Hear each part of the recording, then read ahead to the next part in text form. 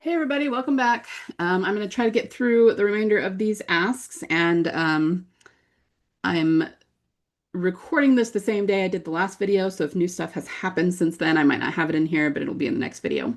So let's just dive right in. This ask seems familiar to me. If I've already answered it, I apologize, but I couldn't find on my other videos where I answered it. Sometimes I go through and read the asks, but I don't answer them right away, if I'm not making the video just then. So sometimes I think I've answered them and I haven't, but if this is a duplicate, I apologize. So much going on all the time. Sometimes I really don't remember if I have answered something. So if Beth didn't leave that school bus for Judith during the prison's downfall, would things still play out the same? Would she still end up in Grady? Do you think she would let Glenn leave the bus? Would she and Glenn have made it knowing what happened to the Woodbury survivors after the school bus escaped? Again, I feel like I answered this before. So the biggest thing here is just that the people on the school bus died, right? So theoretically, I think what they're trying to tell us there is that if her and Glenn had been on that bus, they would have died too. And that's important because the school bus is something that we've seen more than once as a symbol. I need to do a little bit more of a deep dive into this. I remember in previous seasons, especially during All Out War, like I could tell it was a symbol and I could tell it was related to Beth, but I just couldn't put my finger on how. I couldn't figure it out. And now I feel like we know so much more. I mean, there's the fact that the bus is yellow. So whatever yellow means, which is usually a death fake out. And we did have something of a very, very mini death fake out with Glenn, and you could argue with Beth. So what I mean is there was that sequence where Maggie and Sasha and Bob were trying to let the people, which were now all walkers because they were dead, out of the bus one at a time, and then they all got out, and then there was one still in there that she thought was Glenn and was really upset, but then of course it wasn't. So it was a fake out. I mean, not even so much for the audience as it was for Maggie thinking that he was dead and it wasn't Glenn. But there was also one walker that fell out of the back of the bus when they were still doing it one at a time that was blonde and looked like Beth, and we see Maggie stab her in the head, which I always saw as a foreshadow of Beth's head wound. And anyway, but we have this really interesting dynamic where it didn't really go out of its way to show Maggie being freaked out by the blonde walker, not the way she was by the Glenn walker. But even so, I mean, if you wanted to push it into the future to where we are now, or even to Maggie's future, I mean, we're going to have a point where Glenn is dead, but Beth is not, and we don't believe that she is. So it's just like a really interesting dynamic. But to answer your question, I think they're telling us that they would have died had they been there. Would they have actually died? I mean, it's just a matter of storytelling, and they would have created, if they had wanted to go that route, they would have created some way in which Beth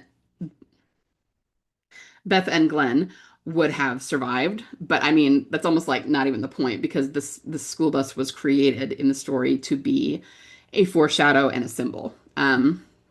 So if they had put them on the bus, I think that they would have found a way for them to survive. But it is interesting to think about, right? That if they had been on the bus, they might have died. But the point was, Maggie thought they were on the bus, they were not on the bus, and they both lived. So, and it's another example of looking for people among the dead, and they're in a different place. Remember that scripture was on Father Gabriel's, the little hymnal marquee of Father Gabriel's church that said, "Why seek ye the living among the dead?"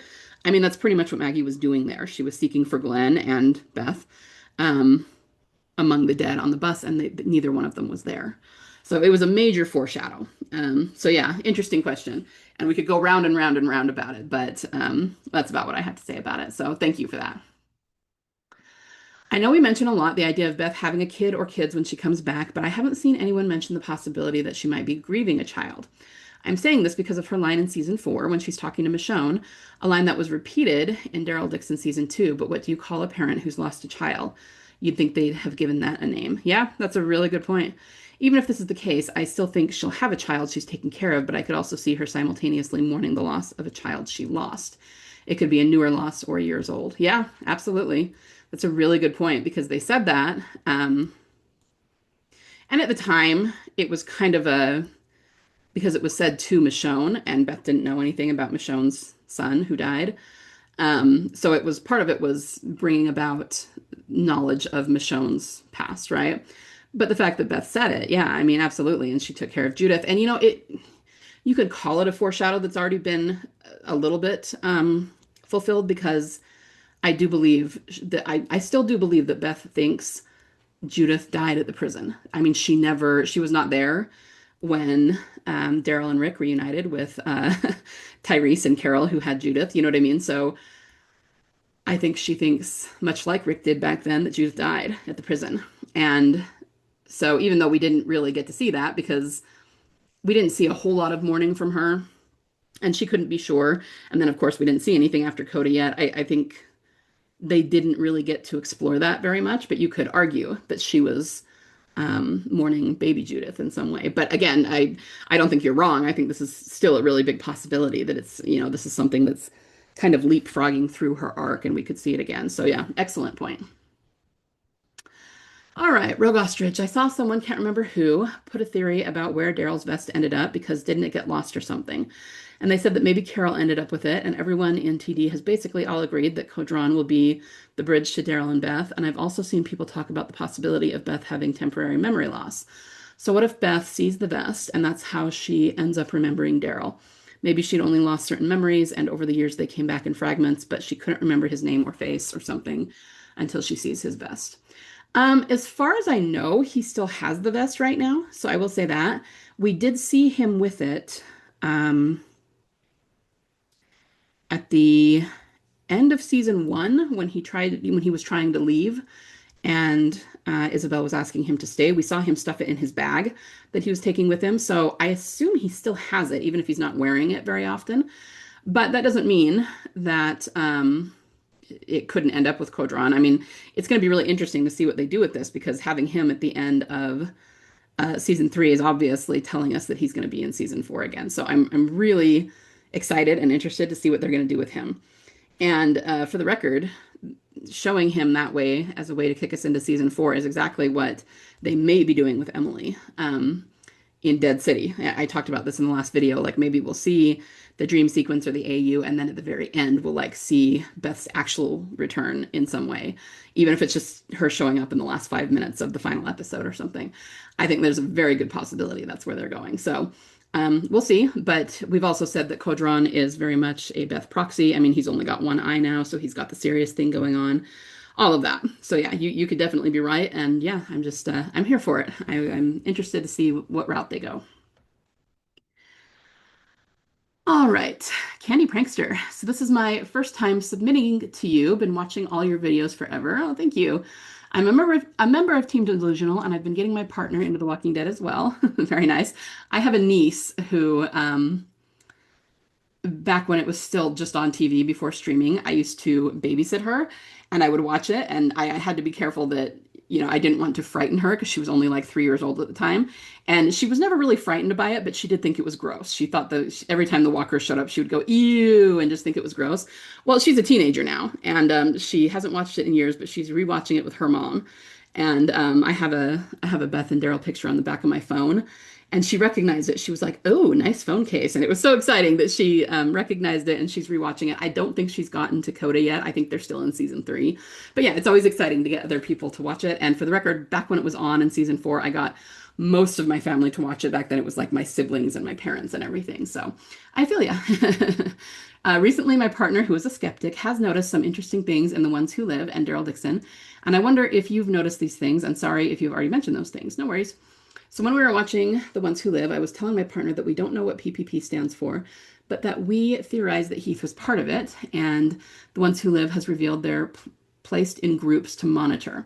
Well, he caught Michonne lingering on the sign, protect people from people. And he said that had to be what PPP means. Interesting.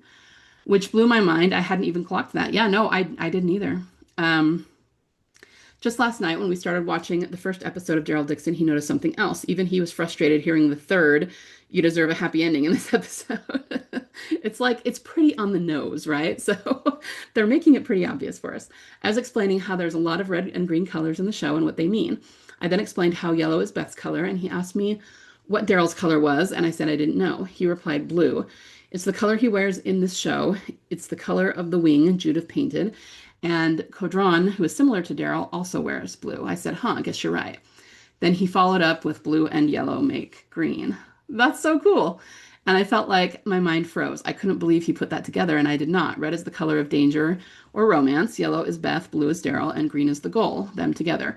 I always believe green to represent Beth because green, but maybe that's not what it is. That's all I have. I hope you had great holidays and are staying warm. Thank you. No, this is really cool. I really like this. So, I'm not the one who does most of the deep dives into PPP, but Galadriel Jones might be interested to hear this. And I don't know, maybe she clocked it. I can't remember, but that doesn't sound familiar to me. So that's interesting. And it would make sense. I mean, we're already sensing a little bit of toxicity with this, right? Which is, to be expected. I don't assume that this is a really great thing, considering that everything with Heath and PPP, we've seen a lot of like people getting kidnapped, people getting hurt. It's not necessarily the greatest organization, but we know, like you said, that they're being put into groups to monitor people, like they're being hidden as spies. But you can see an organization like the CRM giving them a mantra like this, protect people from people, because it would have to be something positive to get people to do this, right? So that actually makes a lot of sense. But yeah, I really like that, and we should look out for that, and I'll see if Galadriel Jones has anything to say about this.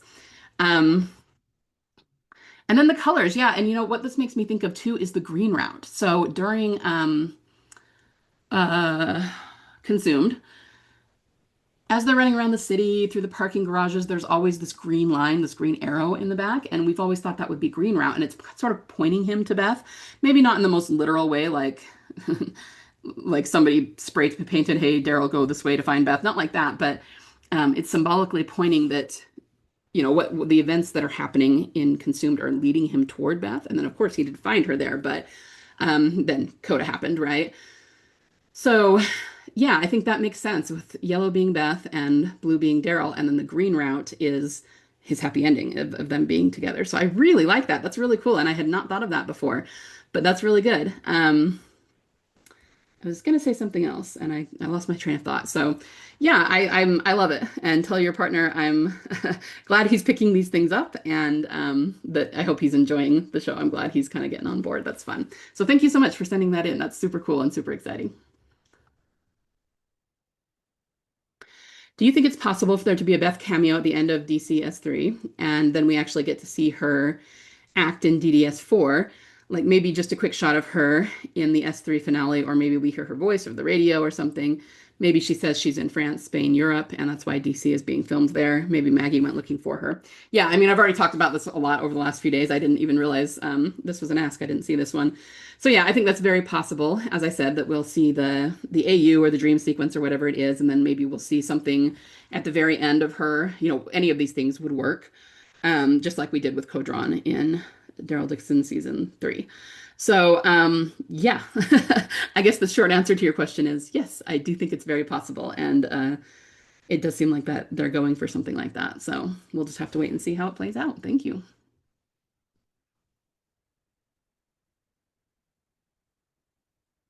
All right, more things my partner has noticed that I have not. Sweet. Hey, me again. So after finishing Daryl Dixon 1 with my partner, he noticed 2 more things in the show that I unfortunately did not on my first watch.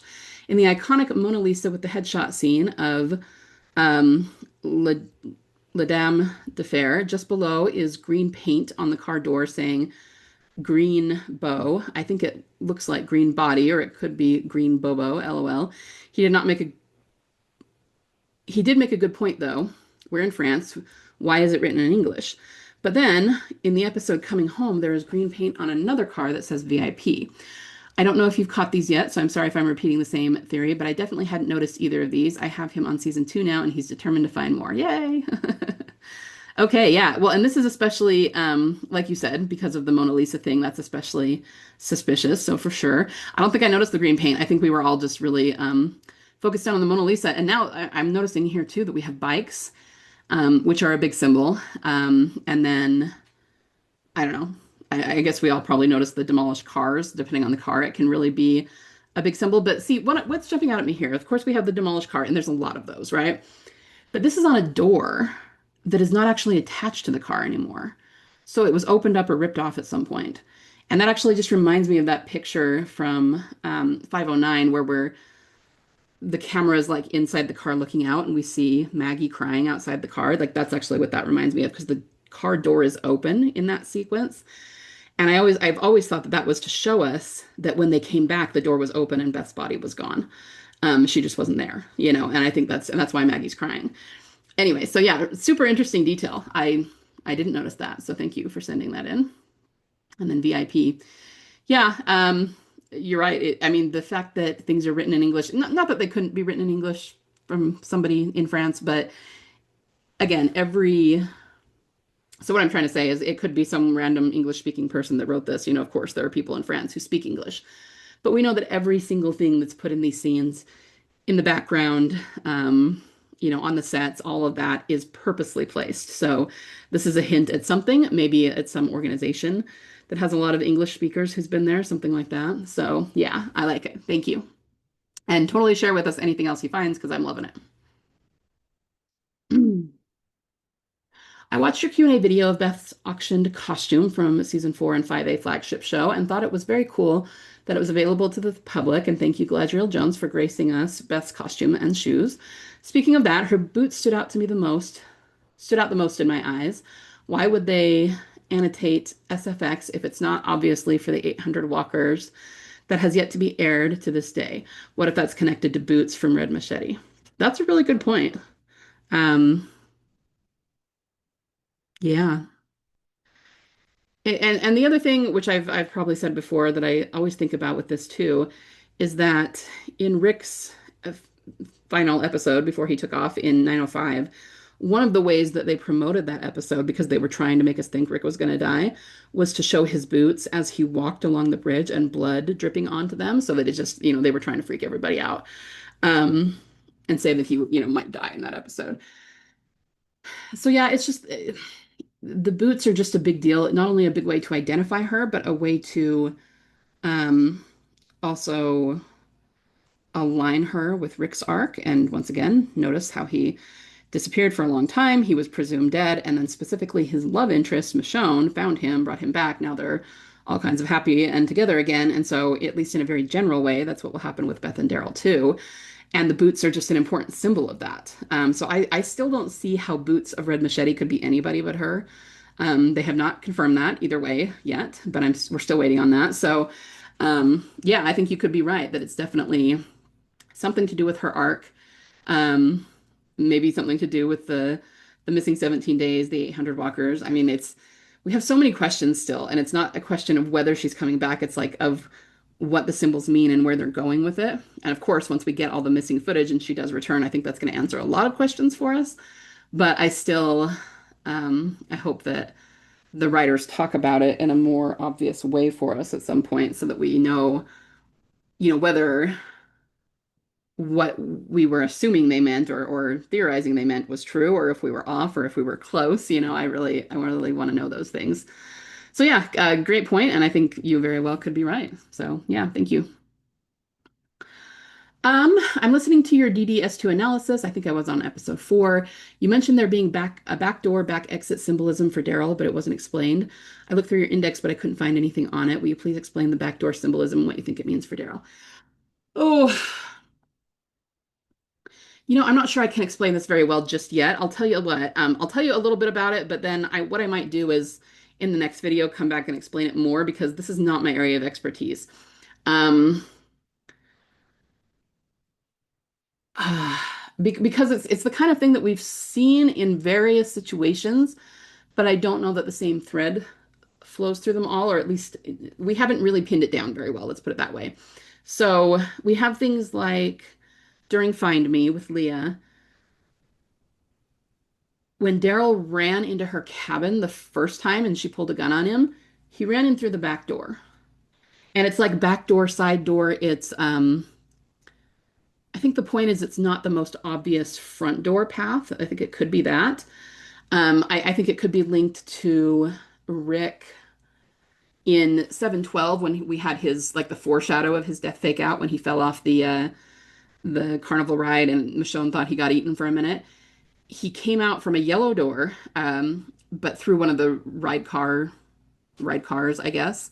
And it kind of felt like he came out of a back door because The walkers were over here, and much like Glenn, it's like he pulled himself out, like the way Glenn did under the dumpster, and then he got out off to the side. So there's like a side door thing or a back door thing.